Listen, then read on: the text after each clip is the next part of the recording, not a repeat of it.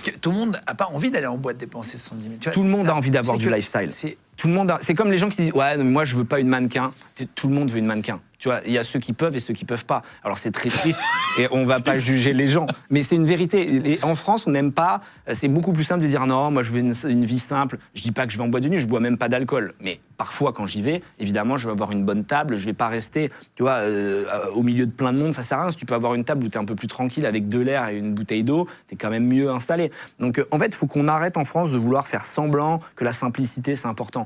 La plupart des gens, et ça m'avait marqué cette histoire, se moquaient de moi quand, je sais plus, quand j'avais eu un peu d'argent, j'avais une Rolex. Et mes potes me disaient, mais c'est vraiment un truc de beauf d'avoir une Rolex, une Audemars Piguet, une Patek, parce que les vrais riches, ils n'ont pas de signe ostentatoire, je sais pas quoi.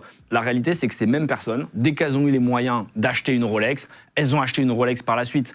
Donc la plupart des gens vont juger, stigmatiser, parce qu'eux-mêmes ne peuvent pas le faire. Moi, je vous dis, il n'y a pas de honte. Si vous voulez acheter des Lamborghini, achetez des Lamborghini. En fait, pour toi, il y a une hypocrisie.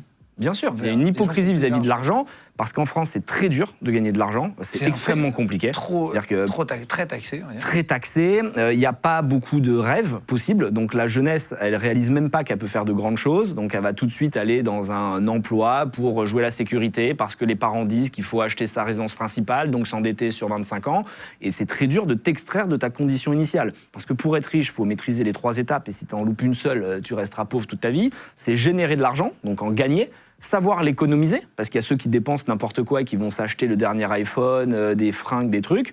Et puis après, il faut savoir l'investir. Et tout ça, c'est très compliqué quand on ne te l'a pas appris, parce que nous, on fait faire de la flûte à bec à l'école. On nous apprend comment faire de la flûte à bec, ce que personne ne fait. D'ailleurs, tout le monde s'en fout, tu vois, de la flûte. Mais on ne nous apprend pas à déclarer nos impôts, à investir notre argent et comment fonctionne le business.